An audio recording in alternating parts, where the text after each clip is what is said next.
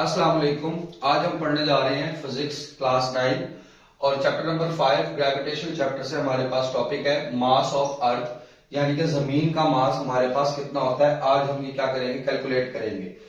तो ये जो टॉपिक है ये बोर्ड के लिहाज से बहुत ज्यादा हद तक इंपॉर्टेंट है और ये कई दफा बल्कि 12 दफा ये रीअपेयर हो चुका है पेपर के अंदर। तो सबसे पहले हम क्या करते हैं, इसकी डायग्राम को समझ लेते हैं। सपोज कर लें कि हमारे पास अर्थ है जिसका मास क्या है, एम, कैपिटल एम है। ऐसे मुंडी हिलाओ और बोलो अच्छा है अच्छा है। और उस अर्थ का जो रेडियस है हमारे पास वो किसके बराबर है, कैपिटल आर के बराबर है। किसके बराबर है, कैपिटल आर के from the centre of the अर्थ। अब रेडियस हमारे पास क्या होता है, तो आपको पता ही है that the distance between the boundary to the centre is called radius. Got it. अच्छा, उस अर्थ के ऊपर क्या मौजूद है, बॉडी मौजूद है जिसका मास क्या है, स्मॉल एम है। अब जरा गौर से देख लेते हैं दोबारा कि हमारे पास मास ऑफ अर्थ क्या है। सपोज कर लें वो एम है और जो रेडियस ऑफ अर्थ है वो भी क्या है, आर के बराबर है। और हमारे पास उसके ऊपर क्या मौजूद है, एक स्मॉल बॉडी मौजूद है जिसका मास क्या है, एम है।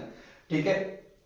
अब अगर हम देखें कि एम का जमीन के सेंटर से जो फासला बन रहा है, यानी कि ये एम वाली बॉडी का जो जमीन के सेंटर से फासला बन रहा है वो भी किसके बराबर बन रहा है, रेडियस के बराबर बन रहा है। और यही सारी बात जो है वो यहां पर लिखी हुई है कि let the mass of the earth be M E, के जमीन का जो मास है वो किसके बराबर है, एम ई के बराबर है। And the radius of the earth be R, और जो रेडियस है वो किसके बराबर है, आर के बराबर है। The distance of the body from the centre of the earth will also be equal to the radius R. वही बात हो रही है कि बॉडी से लेके जमीन के सेंटर तक जो उसका डिस्टेंस बन रहा है वो भी किसके बराबर बन रहा है, आर के बराबर बन रहा है। अब क्योंकि हम जो चैप्टर पढ़ रहे हैं वो पढ़ रहे हैं ग्रेविटेशन का, और ग्रेविटेशन क्या होती है कि इस यूनिवर्स की हर बॉडी दूसरी बॉडी को अपनी तरफ क्या करती है, अट्रैक्ट करती है। सेम केस विद हेयर कि अर्थ जो है वो इस बॉडी को अपनी तरफ क्या कर रही है, अट्रैक्ट कर रही है। और अगर ये अर्थ का इस बॉडी को अट्रैक्ट करना क्या कहलाता है, एक्शन कहलाता है। और बदले में इस बॉडी का वापस अर्थ को अट्रैक्ट करना क्या कहलाता है, रिएक्शन कहलाता है। विच मीन्स के दोनों बॉडीज के दरमियान लॉ ऑफ ग्रेविटेशन क्या कर रहा है, होल्ड कर रहा है। तो हम यहां पे लिख लेते हैं that according to law of gravitation,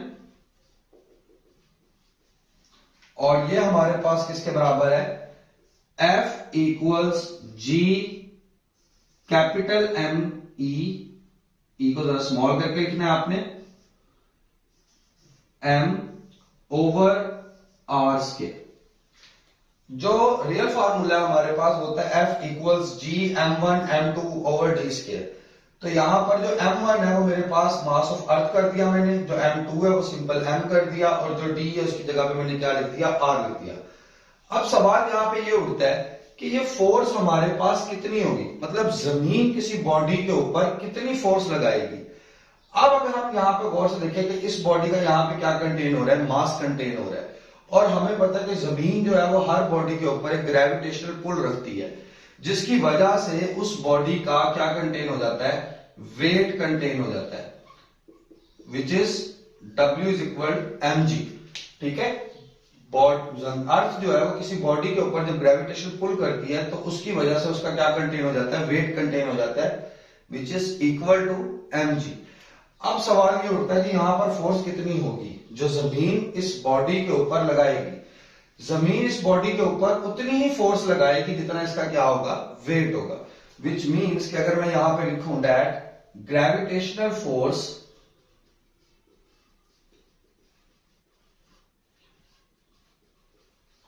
is equal to weight of object. Gravitational force is equals to the weight of object. और weight of object हमारे पास कितना है, ये हमारे पास F equals W equals mg।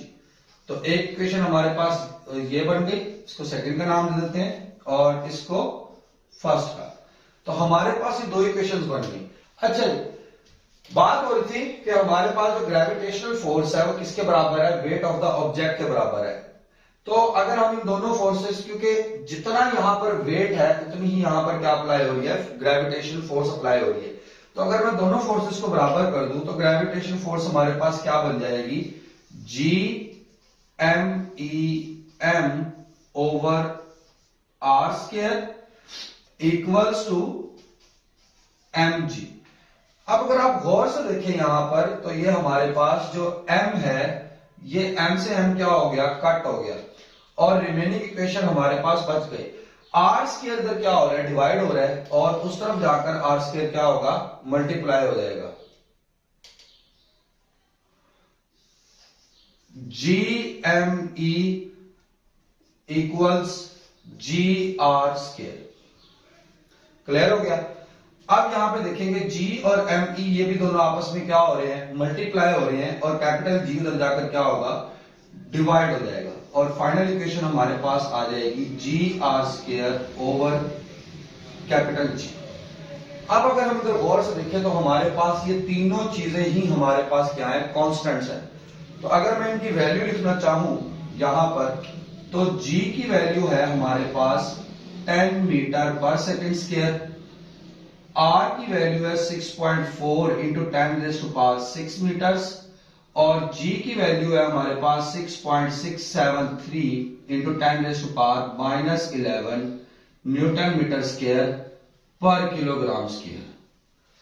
Students, आप जानते हैं कि मैंने कितना मुश्किल से इस वैल्यू को रट्टा लगाया है, बहुत मुश्किल से। यकीन कर लो, एक मुतालिया पाकिस्तान के टीचर को जब फिजिक्स पढ़ानी पड़ती है ना, बहुत मुश्किल होती है।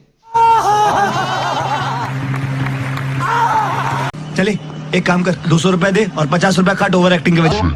Now putting all the values in equation number 3, हमने इस इक्वेशन नंबर 3 के अंदर सारी वैल्यूज को क्या करना है, पुट करना है, और हमारे पास हमारी फाइनल इक्वेशन होगी m of e equals g की वैल्यू पुट करेंगे 10 मल्टीप्लाई बाय r की वैल्यू पुट करेंगे 6.4 इंटू 10⁻6, क्योंकि r का स्क्वायर है तो इसके स्क्वायर आ जाएगा, divided by 6.673 into 10⁻11।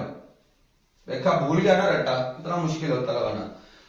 m of e, जब आप इस पूरी वैल्यू को कैलकुलेट करोगे with the help of calculator, तो आपके पास आंसर आ जाएगा 6.0 इंटू 10⁻24, और मास का यूनिट हमारे पास क्या होता है, किलोग्राम होता है। तो ये है हमारे पास mass of earth which is 6.0 into 10⁻24 kilogram.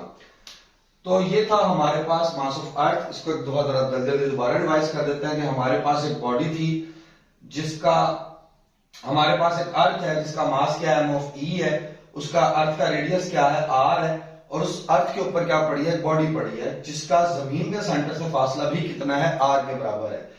तो अब जमीन जो है उस बॉडी को अपनी तरफ ट्रैक कर रही है, कितनी फोर्स के साथ कर रही है, जितना इसका क्या होगा, वेट होगा।